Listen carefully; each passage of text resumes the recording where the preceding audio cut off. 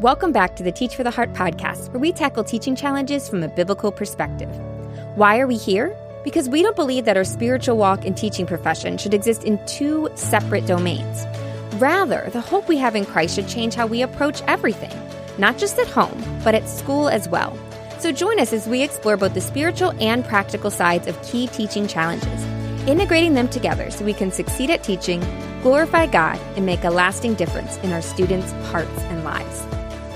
This episode is brought to you in partnership with the Herzog Foundation. Today, I'm excited to share with you a technique that has been so powerful for so many of the teachers that work with us in our programs, and those are pocket phrases, and they can be so helpful for diffusing tense situations and just helping you know what to do in so many of these, issues that come up in the classroom. So what I'm going to do today is I'm going to start by explaining what is a pocket phrase, because you might have absolutely no idea. I'm going to explain why they work. I'm going to give you a bunch of examples, and then we'll kind of talk through a few FAQ about them. So first of all, what is a pocket phrase? And before we get too far into this, I need to say this is not an idea that I just came up with on my own. There were actually a couple different places where this idea is talked about. One is Love and Logic. I believe they actually call them one-liners instead of pocket phrases. And then Dr. Kevin Leman, the author of Have a New Kid by Friday, also talked about them a lot on his podcast. And I think he's actually the one who used the term pocket phrase. So what is a pocket phrase? It is a phrase that you can essentially or metaphorically pull out of your pocket when needed. Okay, so here's one example, and this example does come from Love and Logic. I care about you too much to argue. Okay, so that phrase, I care about you too much to argue, is a phrase that you can pull out and use anytime a student is arguing with you. Okay, so every time you pull it out, you say, I care about you too much to argue. And then if you feel like there's any, ambiguity, you might reiterate your expectation and then turn and walk away. Okay, so that's what a pocket phrase is. It's a phrase that you have ready to go and you use it pretty much every time that situation comes up in your classroom. So that's what a pocket phrase is. Second question is, why is this helpful? What good does this do? Okay, so it does a couple things. Number one, having a pocket phrase means that you know what you're going to do. So a lot of times we get into classroom management trouble in our classrooms because we don't know what to do for certain behaviors. Okay, so students are, they're blurting, they're talking to each other, they're arguing, they're being rude, and we're just like, I don't know what to do. And so we might do nothing, or we might be really inconsistent. And as a result, like the line is really not clear for our students. They end up taking advantage of us, and problems get worse and worse, right? So it all starts with not knowing what to do. So when we know what to do, when we say, okay, when this happens, I'm going to use my pocket phrase, well, we have a plan. And it helps us be way more consistent. If every single time a student argues, you know what to do. I'm going to say, I care about you too much to argue. I'm going to reiterate my expectation. I'm going to walk away, expecting that it would be fulfilled. Okay, so that's your plan. That means you can be really consistent. And as a result, then the line does become clear. So number one benefit is you know what to do. You're able to be consistent. And then number two benefit, as a result, the students, I was going to say quickly realize. It's not necessarily quickly. It's not like the first time you use this, they're going to be like, oh my goodness, this is amazing. I'm going to do everything you say now. Okay. It's not necessarily, the magic doesn't necessarily happen on the first time or even the second time. It's maybe the fifth, seventh, eighth time that this happens. The students really start to realize, okay, this is how the teacher's going to respond every single time. And just to be clear, it absolutely helps the first time. The first time you say that, it's going to cut off the arguing and you're going to be able to move on, right? But I guess I'm saying that the benefit of it magnifies over time as students start to realize, okay, Mrs. Cardamus is going to be really consistent in this. It's not actually helping me to argue. So why bother? Why waste my time? And so that consistency really pays off in helping the line be clear, helping students know how you're going to respond to it every time, and that can prevent a lot of problems.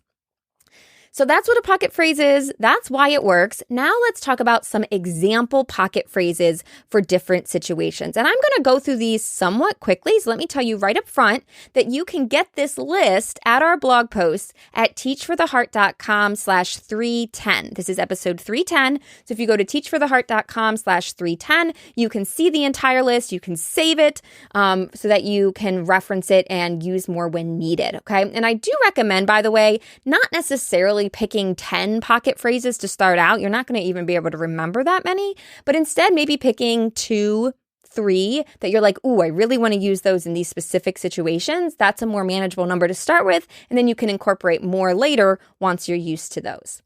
All right, so let's start out with the scenario we were talking about when a student wants to argue with you. So I already gave one example. I care about you too much to argue.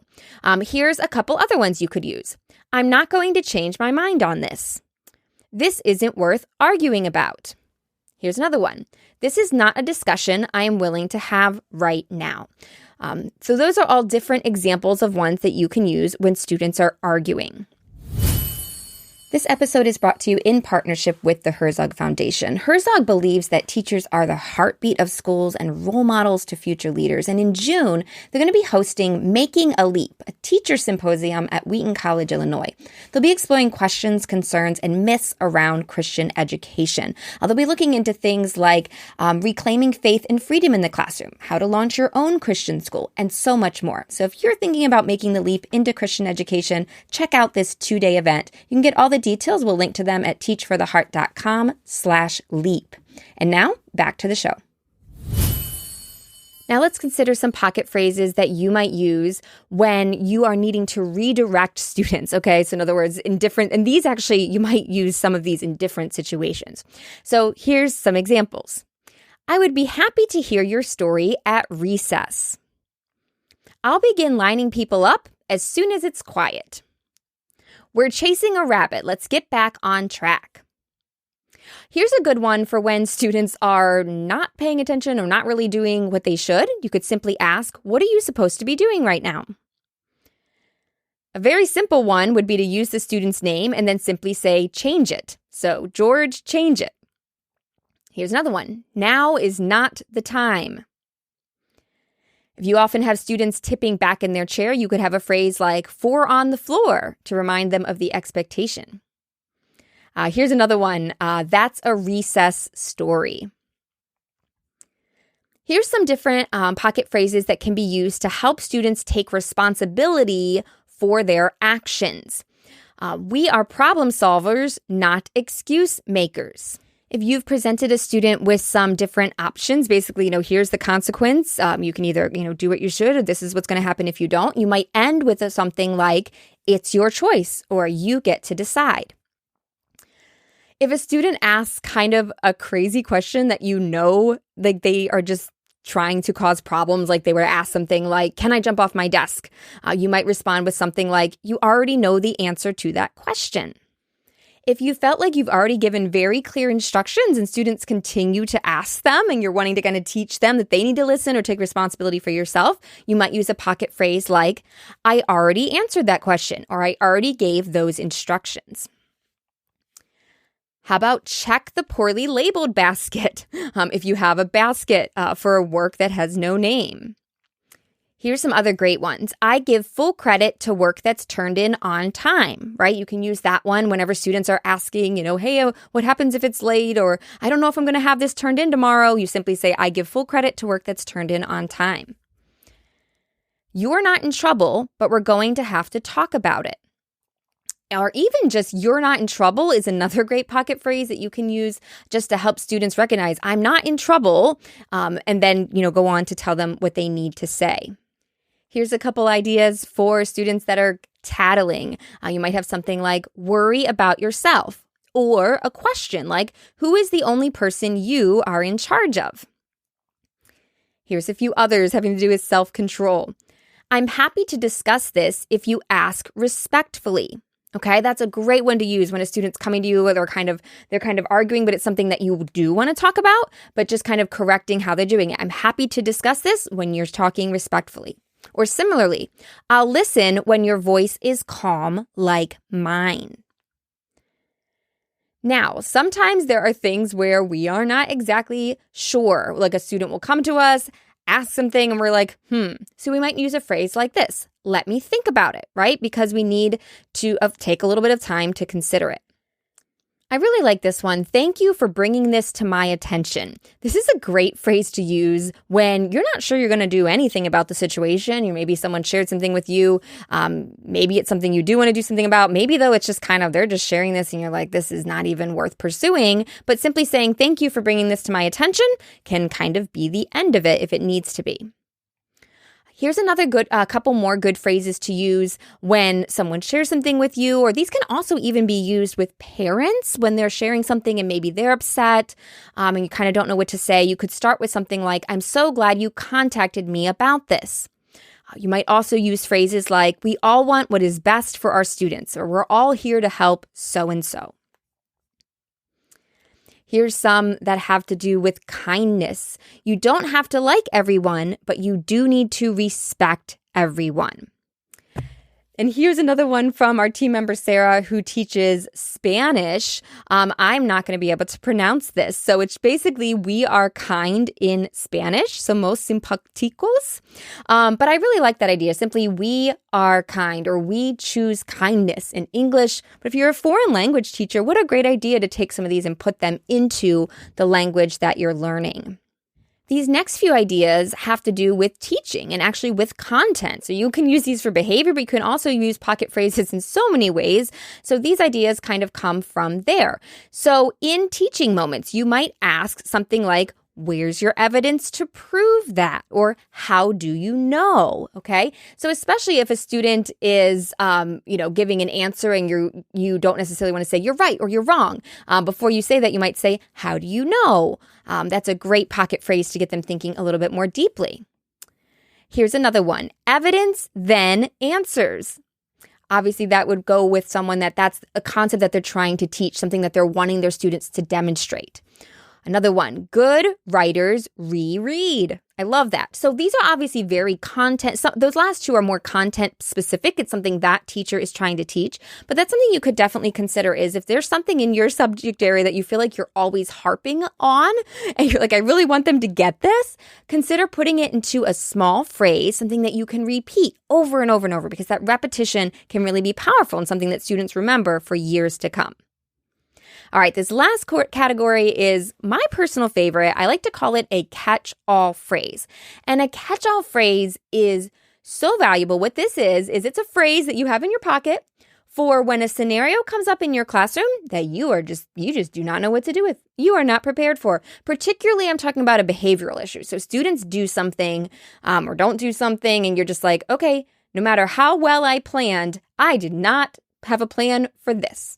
I think I shared this example before. One time, actually I wasn't on lunch duty, so I just heard about it later, but they put a kid in a trash can. There is no line on my classroom management plan that says what to do when students put other student in a trash can. Okay, there's no plan for that. So when something happens that you're just like, wow, that one's going to throw me for a loop, you want to do something though. You don't want to ignore it. So you can have a phrase in your back pocket, like, see me after class. I'm going to talk to you about this later. Or I love this one. I'm pretty sure this one's from Love and Logic too. I'm going to have to do something about that. If you remember nothing else, remember that phrase. I'm going to have to do something about that. It's so powerful because it shows students, I'm not going to let it go. I am going to deal with it. But it's vague enough to give you complete options of how you're going to handle it and what exactly you are going to do. And it also gives you no specificity about when you're going to deal with it. So you can deal with it, in 2 minutes right after class, or in 2 days, if that's what the situation calls for and you need to have, conversations before circling back to it.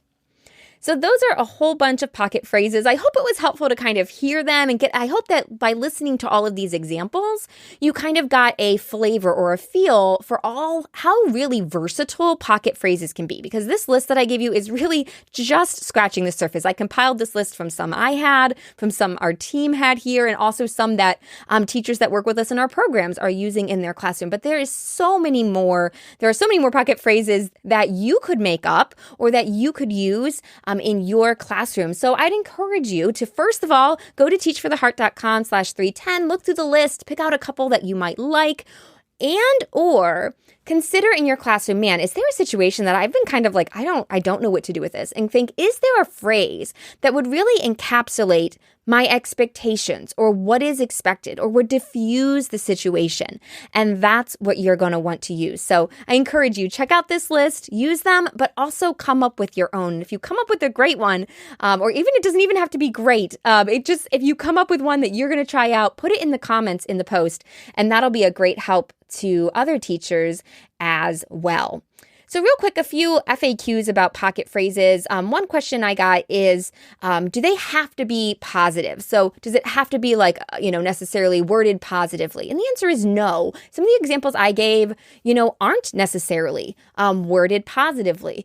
Positive wording can help, but it really just depends on the situation and the point that you're trying to get across. So I don't think you should feel limited to that. However, you might have noticed my second isn't so much an FAQ as a piece of advice or like a bonus point. You notice that there were, I don't know if you noticed this, there were a fair amount of phrases that started with I do this. And those are really particularly powerful because it doesn't necessarily require any response from the student because you're simply reiterating how you're going to handle the situation. So for example, I care about you too much to argue. You're not telling the student to stop arguing. You're simply saying, I'm not going to argue, right? And that's really powerful because it doesn't, some things that we could say is almost like it's then almost on the student to respond correctly. But when you're simply saying what you're going to do, it kind of is just, that's kind of the end of it. And the expectation is just really clear. And then what the student does determines what's next based on you, right? If that makes sense. So you are in control of you and what you do.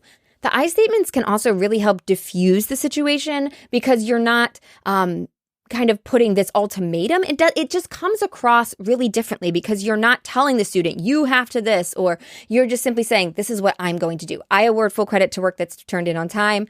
I care about you too much to argue. I'm going to have to do something about it. You're talking about yourself, which is a little bit harder to argue with and tends to diffuse the situation in some ways. So do not feel limited to I statements in your pocket phrases, but it can be really helpful.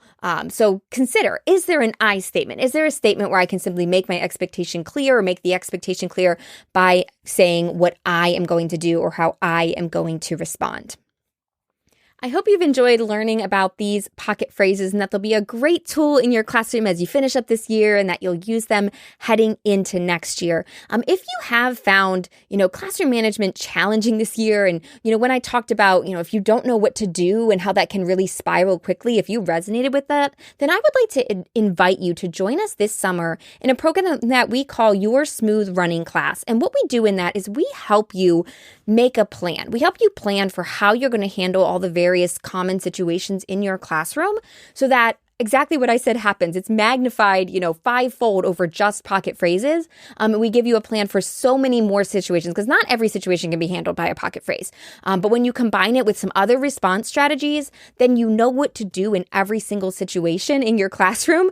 Then you can be really consistent. The students respect that. And if you start off the school with that, it can make a night and day difference. I've experienced it, and so many of the teachers that we work with have experienced it too. So if you're interested in finding out more about that program, we work through it we help you over the summer, work through it together.